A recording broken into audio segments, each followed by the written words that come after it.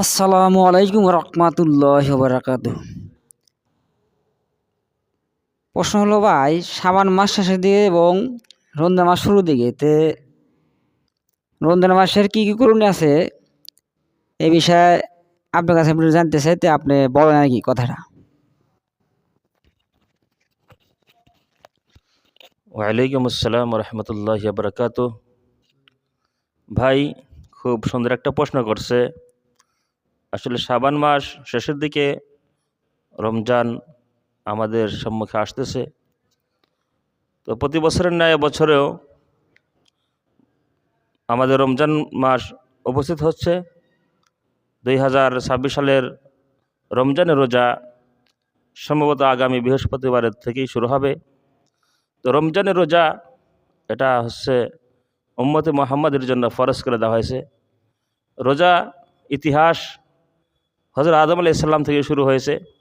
প্রত্যেক নবীর জামানায় রোজা ছিল, কিন্তু এই রমজানের রোজা শুধু উম্মতে মুহাম্মাদের জন্য ফরজ করা হয়েছে। আল্লাহ তাআলা পবিত্র কোরআনে কারীমের মধ্যে বলতেছেন, ইয়া আইয়ুহাল্লাযিনা আমানু, হে ঈমানদাররা, কুতিবা আলাইকুমুস সিয়াম, তোমাদের উপর রমজানের রোজা ফরজ করে দেওয়া হলো, কামা কুতিবা আলাল্লাযিনা মিন ক্বাবলিকুম লাআল্লাকুম তাত্তাকুন, যেমনিভাবে তোমাদের পূর্ববর্তীদের উপর ফরজ করা হয়েছিল যাতে করে তোমরা মুত্তাকি হতে পারো। তো সম্মানিত মুসলিম কিরাম, রমজানের রোজা ফরজ। রমজান শব্দের অর্থ কি এটা আমাকে আপনাকে জানতে হবে। রমজান শব্দের অর্থ হচ্ছে পুড়ে দেওয়া, জ্বালিয়ে দেওয়া, ভস্ম করে দেওয়া। অর্থাৎ কোনো ব্যক্তি যদি একটি মাস রমজানের রোজা রাখে, তাহলে আল্লাহ রাব্বুল আমিন তার সমস্ত পাপ একদম পুড়ে জ্বালিয়ে ভস্ম করে দেন। তার আমল নামায় কোনো পাপ থাকে না। বলেন সুবহানাল্লাহ। রমজান তো এটা এমন একটা মাস, বরকতের মাস। এই মাসের মধ্যে সবচেয়ে বড় করণীয় হচ্ছে রোজা রাখা। 30টা রোজা আমাকে আপনাকে রাখতে হবে। তো সিয়াম, আরবিতে বলা হয় সিয়াম, এর অর্থ হচ্ছে বিরত থাকা। পরিভাষায় সিয়াম বলতে বোঝায় শুভে সাদেক থেকে নিয়ে সূর্য অস্ত পর্যন্ত পানাহার এবং স্ত্রী থেকে বিরত থাকা নিয়তের সাথে। যদি কোনো ব্যক্তি 3টা কাজ করে, খানাপিনা এবং স্ত্রী সহবাস থেকে বিরত থাকে নিয়তের সাথে, তাহলে তার রোজা হবে ইনশাআল্লাহ। অনেকের প্রশ্ন যে এই রমজানের রোজা রাখা কি সম্ভব? বিশাল দিনে রমজানের রোজা রাখতে হবে? তো এ ব্যাপারে অনেকে প্রশ্নও করে, ঠিক কিনা? যা হোক, রমজানের রোজা আসলে যদিও বিশাল একটা দিন, এরপরেও যদি আমরা সাহস করি, হিম্মত করি, তাহলে আমার জন্য, আপনার জন্য রমজানের রোজা রাখা একদম সহজ। কারণ বলা হয়েছে আল হিম্মত হিয়াল ইসমুল আজম। হিম্মত, সাহসী হচ্ছে সবচেয়ে বড় ইসমে আজম। কোনো ব্যক্তি যদি সাহস করে, হিম্মত করে যে আমি কষ্ট করে হলেও সারাটা দিন রোজা রাখবো, তাহলে আল্লাহ রাব্বুল আমিন তাকে সাহায্য এবং সহযোগিতা করবেন। সম্মানিত হাজরিন, আরও অনেকেই প্রশ্ন করে রমজানের রোজা কাদের উপর ফরজ? তো রমজানের রোজা প্রত্যেক মুসলমান, আকেল, জ্ঞানসম্পন্ন, বালেগ, প্রাপ্ত বয়স্ক নরনারী যে সুস্থ থাকবে তাদের উপরেই রমজানের রোজা ফরজ। তো রমজানের রোজা আমরা থাকব, আল্লাহর কাছে দোয়া করব। রোজা এমন একটা আমল, যে আমলের ব্যাপারে আসছে হাদিসে কুরসিতে আসছে, আসমলি ও আনা আজিজি বিহি, রোজা একমাত্র আমার জন্য আর আমি এর প্রতিদান নিজ হাতে দেব। বলেন সুবহানাল্লাহ। আল্লাহ তাআলা নিজ হাতে এর প্রতিদান দিবেন।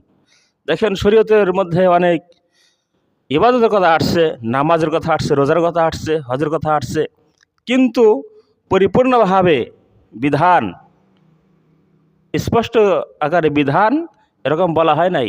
নামাজের কথা আসছে, কিন্তু নামাজ কয় রাকাত পড়তে হবে এবং কিভাবে পড়তে হবে, এরকম স্পষ্ট কোরআনে নাই, আছে না? আছে, হাদিসে আছে। হাদিস হচ্ছে কোরআনের ব্যাখ্যা। অনুরূপভাবে কোরআনে কারিমের আয়াত আসছে তোমরা হজ করো, কিন্তু হজ কেমনি করে আদায় করবা এগুলো আসছে হাদিস শরীফে। অনুরূপভাবে অন্যান্য আমলের ক্ষেত্রে এরকম। কিন্তু রোজা এমন একটা ইবাদত, যে ইবাদতের কথা পুরাপুরিভাবে স্পষ্টভাবে আল্লাহ রাব্বুল আমিন কোরআনে কারিমে ইরশাদ করেছেন, বলেন সুবহানাল্লাহ। এজন্য রমজানের গুরুত্ব অত্যন্ত বেশি। আর রমজানের ব্যাপারে আল্লাহ রাব্বুল আলামিন ঘোষণা করছেন, এই রোজা শুধু তোমাদের উপরেই ফরজ না, তোমাদের পূর্ববর্তীদের উপরেও ফরজ করা হয়েছিল।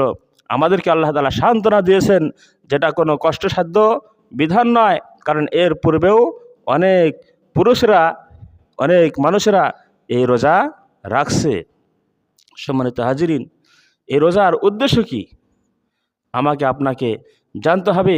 আল্লাহ তাআলা সুস্পষ্ট ভাষায় বলে দিয়েছেন, লাআল্লাকুম তাত্তাকুন, যাতে তোমরা খোদাভীতি অর্জন করতে পারো। দেখেন, একজন মানুষ যখন সকাল থেকে নিয়ে সন্ধ্যা পর্যন্ত না খেয়ে থাকে, সে ইচ্ছা করলে ঘরের মধ্যে অথবা অন্য কোনো জায়গায় সে লুকে কোনো কিছু খাইতে পারে, পারে কি না? কিন্তু তারপরে একজন রোজাদার ব্যক্তি তা খায় না। কারণ কি? একমাত্র আল্লাহকে ভয় করে। এই রমজানে রোজার ধারাই মানুষ তাকওয়া অর্জন করতে পারে, আল্লাহ তাআলার ভয় অর্জন করতে পারে। তাকওয়া মানে কি? আল্লাহ তাআলার ভয়। আল্লাহ তাআলার ভয় যদি কারো অন্তরে অর্জন হয়, তাহলে সে কোনো পাপাচার, কোনো খারাপ কাজ করতে পারে না।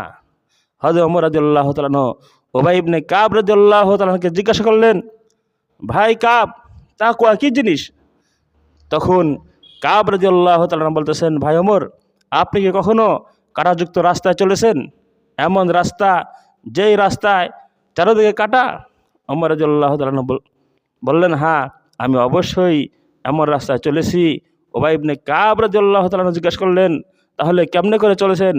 তখন বলছেন, দেখেন, আমি এমনভাবে চলছি, আমার শরীরে, আমার মাথায়, আমার কাপড়ে কোনো রকম যাতে কাঁটা না লাগে, অত্যন্ত সতর্কতার সাথে আমি চলছি। এবার উবাই ইবনে কাব রাদিয়াল্লাহু তাআলা আনহু বললেন, এটার নাম হচ্ছে তাকওয়া, অর্থাৎ আপনার শরীরে যে কাঁটা লাগতে দেন নাই, আপনি হেফাজত হয়েছেন, এটার নামই হচ্ছে তাকওয়া। দুনিয়ার মধ্যে অনেক কাঁটা আছে, কুফরির কাঁটা আছে, শিরকের কাঁটা আছে, সুদের কাঁটা আছে, জেনার কাঁটা আছে, ঘুষের কাঁটা আছে। সমস্ত কাঁটাযুক্ত রাস্তায় আপনাকে চলতে হবে, কিন্তু আপনার অন্তরের মধ্যে কোনো রকমের এ সমস্ত কাঁটা লাগানো যাবে না। এটার নাম হচ্ছে তাকওয়া। এই তাকওয়া অর্জন করার জন্যই আল্লাহ রাব্বুল আমিন আমার আপনার উপর রমজানের রোজা ফরজ করেছেন। অনেকেই মনে করে হয়তো আমরা না খেয়ে থাকবো, এই কষ্ট দেওয়াই আল্লাহ তাআলার উদ্দেশ্য।